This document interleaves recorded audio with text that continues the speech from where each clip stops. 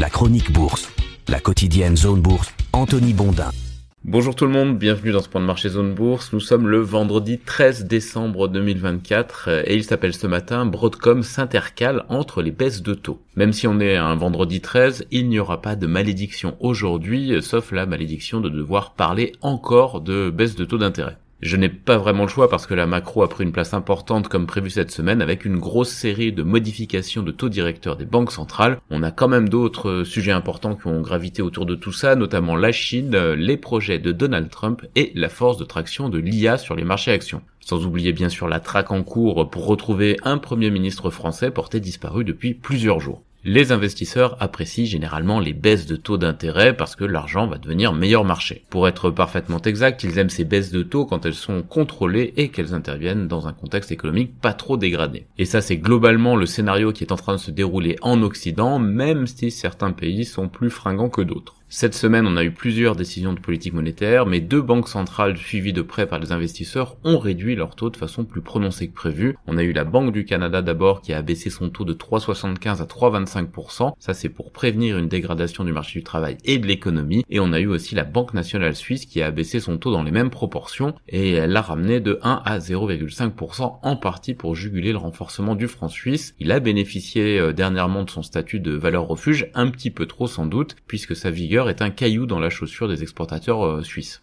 Et puis on a eu la Banque Centrale Européenne qui a opté, elle, pour une baisse de taux de 25 points de base hier avec un taux de dépôt qui a été ramené de 3,25 à 3%. Une minorité d'observateurs espérait une baisse de taux de 50 points de base, mais l'institution a préféré adopter une autre stratégie. En l'occurrence, elle s'est plus ou moins engagée à poursuivre à court terme son assouplissement monétaire. L'agence Bloomberg, qui a laissé traîner ses oreilles à Francfort cette semaine, croit savoir ce matin qu'il y a une sorte de consensus au sein de la BCE, un consensus sur des baisses de taux de 25 points de base lors des deux prochaines réunions prévues respectivement le 30 janvier et le 6 mars prochain. Ce premier bloc de décision sur les taux des banques centrales emblématiques sera suivi d'un second la semaine prochaine. Il va impliquer en particulier la Banque d'Angleterre, la Banque du Japon et la Réserve fédérale des États-Unis. C'est évidemment cette dernière qui suscite le plus d'intérêt parce que les Américains dominent de la tête et des épaules la finance mondiale et qu'ils se fichent bien en réalité de savoir ce que fait la BCE, la BOE ou la BNS. Les dernières statistiques qui ont été publiées hier, même si elles ont été un petit peu plus élevées que prévu, n'ont pas changé la donne. Le marché est à 96% persuadé que la Fed va baisser ses taux de 25 points de base mercredi prochain. Ce faisant, elle contribuera à entretenir l'environnement financier bénin de cette fin d'année. En revanche, il y a quand même un enjeu sur la suite. Et oui, parce que si les financiers sont parvenus à s'accorder sur ce qui va se passer la semaine prochaine, eh bien le flou règne sur le coup d'après qui aura lieu le 29 janvier.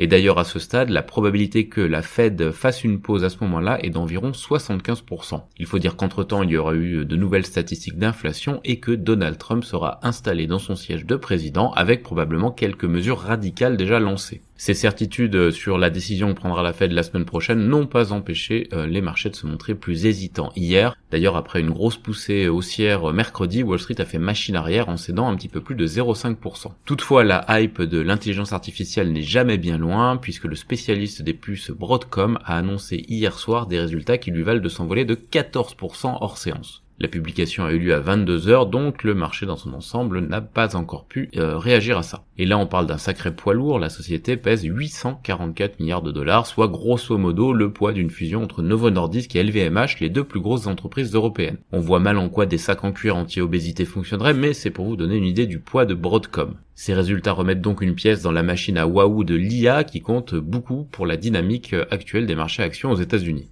En parallèle, je vous signale que le Wall Street Journal croit savoir que les conseillers de Trump cherchent à réduire l'influence des régulateurs bancaires, voire à les faire disparaître, rien que ça, de quoi renforcer évidemment la vigueur d'un secteur financier américain qui a déjà progressé de 38% cette année. Enfin, dernière actu importante du jour, que serait une semaine boursière en 2024 sans une déception en Chine? Eh bien pas grand chose, et après beaucoup d'attentes, le CEWC, la conférence sur le travail économique du pays, semble avoir accouché d'une souris. Les observateurs espéraient des indications supplémentaires après un politburo jugé porteur lundi, mais ils ont eu essentiellement de la redite. Et surtout aucun chiffre, et c'est apparemment là que le bas blesse. Il y a même des rumeurs insistantes selon lesquelles l'économie chinoise croît probablement plus lentement que ne le suggèrent les chiffres officiels, comme l'ont souligné dernièrement des économistes chinois. Donc du coup, ce matin, c'est ambiance marée basse sur le marché chinois, même si le pays a l'air engagé dans un processus d'assouplissement assez important, en tout cas le plus important de ces dernières années. D'ailleurs, on voit ça dans les réactions des indices d'Asie-Pacifique. Le CSI 300 et le Hang Seng perdent autour de 2% ce matin. Le seul marché qui évolue dans le vert, c'est la Corée du Sud, où le Kospi gagne 0,4%. Il annule les pertes accumulées après le fiasco de la loi martiale du président. L'Australie et l'Inde reculent légèrement, tandis que le Japon termine la séance sur une baisse de 0,95%. Les indicateurs avancés européens, eux, ils sont légèrement baissiers à l'heure de cet enregistrement, c'est-à-dire autour de 8h09.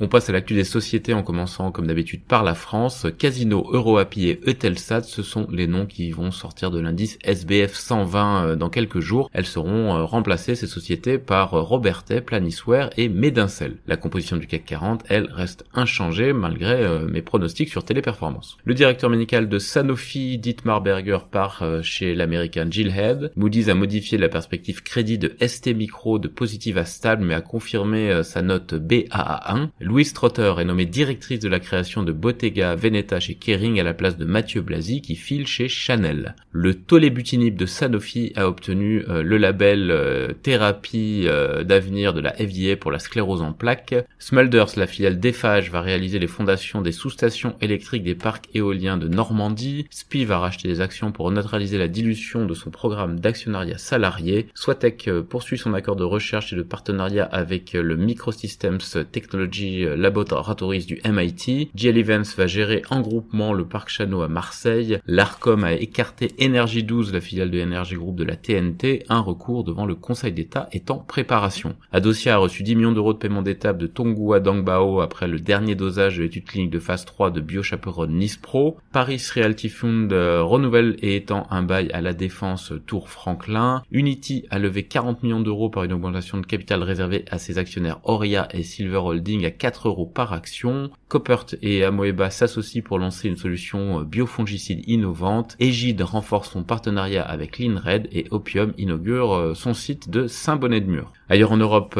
Tullow Oil est en pourparlers avec Cosmos Energy au sujet d'une offre potentielle selon les dernières rumeurs. Software One et Crayon discutent mariage. Ferrovial a finalisé la vente d'une participation de près de 20% dans l'aéroport d'Heathrow à la société d'investissement française Ardian et au fonds d'investissement d'Arabie Saoudite. Galderma a obtenu le feu vert du CHMP pour le nemolizumab contre la dermatite atopique et le prurigo nodulaire. Audi, la filiale de Volkswagen, va arrêter la production à Bruxelles d'ici le 28 février. Iberdrola vend une part de 49% dans un projet éolien offshore en Allemagne au japonais Kansai Electric Power. Burkhalter reprend 117 emplois des établissements techniques Franière. Pirer voudrait se désengager de MV Agusta et Aevis Victoria met la main sur l'hôpital argovien de Zofing. En Amérique du Nord, Broadcom bondit donc de 14% hors séance après ses trimestriels. Le Costco rejette presque toutes les propositions des routiers selon leur syndicat. Warner Bros a annoncé une réorganisation en 2 divisions ainsi qu'un accord de distribution avec Spectrum. Virgin Galactic envisage de développer le tourisme spatial en Europe et la start-up Service Titan valorisée 9 milliards de dollars alors que ses actions s'envolent après son IPO sur le Nasdaq. En Asie-Pacifique et ailleurs, on a Mitsubishi Electric qui est en pourparlers avec des rivaux nationaux en vue d'un partenariat dans le domaine des puces électroniques et Rio Tinto qui va investir 2,5 milliards de dollars pour accroître sa production de lithium en Argentine et qui a été retenu par Codelco pour un partenariat sur un projet de lithium au Chili.